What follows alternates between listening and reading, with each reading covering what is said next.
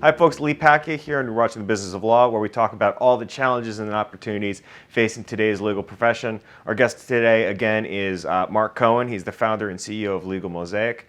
Mark, good to see you. Welcome. Thank you, Lee. Good to be here.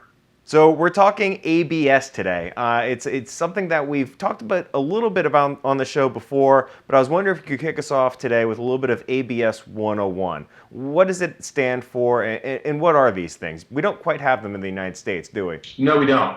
So ABS, Lee, is an acronym for Alternative Business Structure. It is a re-regulation of certain legal prohibitions against investment by non-lawyers in law firms.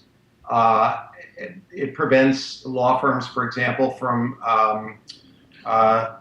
launching IPOs, and it generally is a way of, sort of keeping outside capital outside of law firms. Although, of course, in the States, you have various large financial institutions, which, as you know, extend various lines of credit and credit facilities to law firms, which really are their lifeline.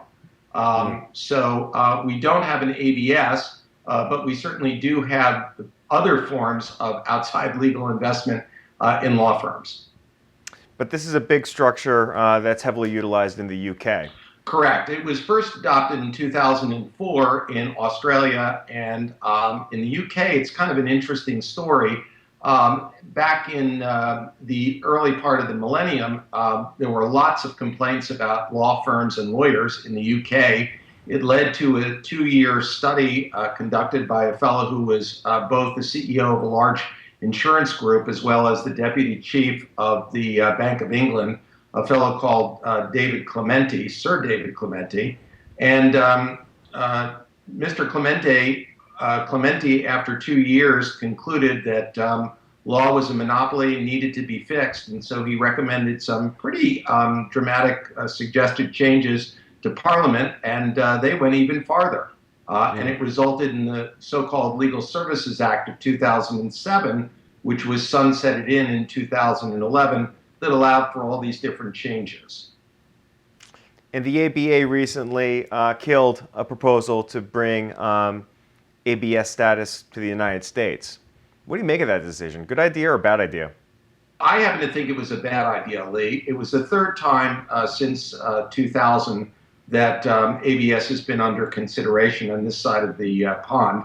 And it proved that, at least from my perspective, the third time was not the charm. Maybe it was the third time it went under, sort of like a drowning person.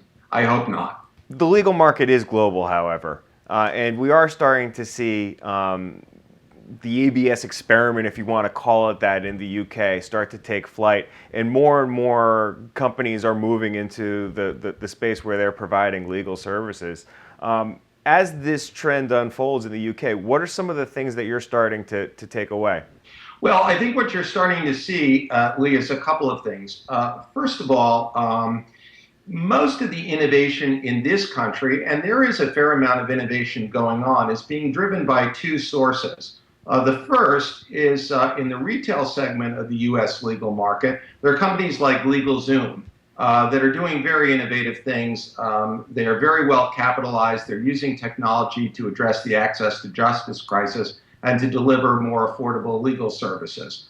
On the retail side, it's kind of interesting because usually you have providers who are driving innovation to consumers. Here in the in the corporate side of the market in the U.S., you have consumers, that is large in-house legal departments, corporate legal departments, who actually, rather than law firms, are the ones driving the change in the corporate side of the market. Well, that's interesting. Pull on that string a little bit for me and tell me where we end up. Sure, I'd be happy to. Well, I think that law firms have been pretty slow to adapt to change.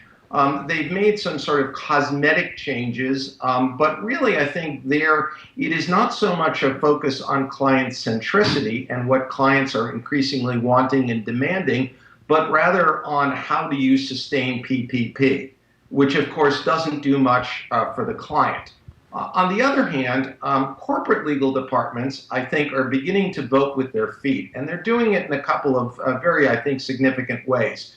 The first way is by the amount of work that they are beginning to take in-house. The recent studies that I've seen suggest that now in-house legal spend comprises about 35 to 40% of overall legal spend. That's a significant uptick since the financial crisis of 2008. And in fact, there are several large legal departments that actually are now inching towards 50% of the work being done in-house versus being outsourced to law firms. There are other ways too. There are a couple of legal consumers. Take AIG, for example, the largest buyer of legal services, I believe, in the world. They spend about $2 billion a year on lawyers. They, about 3.5 years ago, put together a legal ops team of about 85 or so people. And their job was to mine and collect data on AIG's outside legal spend. After doing this, they found that they had a tremendous treasure trove of information, which would not only help them in terms of reorganizing and realigning their outside legal spend, but also they actually spun off a business. So this same group of legal ops people who are still continuing to service AIG internally are now have created a standalone entity called the Legal Operations Company. I think this is an example of how a service, large legal service consumers are beginning to morph into the role of service providers as well. Well, that's scary as hell if you run a large law firm. It sure is. I think it's a big wake-up call. And what it says to me, at least, is that increasingly consumers are beginning to vote with their feet in ways that perhaps go beyond just substituting one firm for another. It goes quite a bit beyond that. So we're looking at a world where potentially in 5 to 10 years' time, a large multinational company, say, that has a lot of experience dealing with patent law on a global scale, I don't know, say something like Pfizer, they could go out and necessarily compete with large law firms that have expertise in that area? Well, I don't know that they're necessarily going to do it, but I think you could already, not 5, 10 years into the future, you could already cite examples of major corporations who are pretty much doing it themselves rather than outsourcing it to law firms. Let me give you an example. Litigation has always been one of the few areas that corporate departments were loath to get involved with for various reasons. But recently, about a year or two ago, Shell, which is, of course, one of the largest legal consumers as well, created an in-house global litigation team of about 90 lawyers. And that group now handles bet the company cases and some of the largest litigation that Shell has in its portfolio.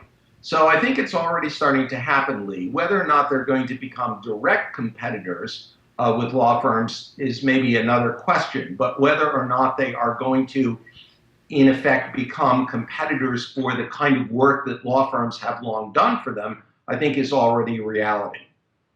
And so what you're really getting, Lee, is you are getting a form of de facto ABS in the sense that we don't have to wait for outside capital. These huge corporations, of course, can fund themselves. So kicking it back to the ABA now, what should they be doing in the next couple of years? Well, I think the ABA should be doing two things. One is they should be doing whatever they can to address the access to justice crisis. That applies to about the 80 million or so individuals and small businesses in this country who can afford to pay some amount for legal services, but not the current rates. Those people desperately need representation, and the ABA should do everything it can to spur innovation such that legal services can be delivered more cost effectively to those individuals and small businesses. I think the other thing that it can do is everything in its power to re-regulate. I'm not talking about deregulate, but to re-regulate various restrictions such as ABS, which would basically create even more of an environment for innovation. I think that's really critical. And actually, I think it will ultimately be good for lawyers. Mark, always a pleasure. Thank you for your time today, sir. Thank you, Lee. Pleasure. That's Mark Cohen from Legal Mosaic. If you'd like to see more of the stuff we're working on, be sure to go check us out online. You can find us at mimesislaw.com. We're also on Twitter, Facebook, and LinkedIn. If you're listening to us as a podcast, do us a favor and write us a good review in iTunes. It makes all the difference in the world. If you're watching us on YouTube, do me a favor and subscribe to this channel. There's more good stuff coming. I'm Lee Pacquiao. Thanks for watching. See you next time. It's a pet peeve that just kind of drives me nuts. Me too. Why do you think that something like this is allowed? I think it's just a cheap shot. I mean, it's easy to, you're running in a competitive race. It's easy to just find the worst client that person's ever represented and smear them with whatever mud you can throw at the wall.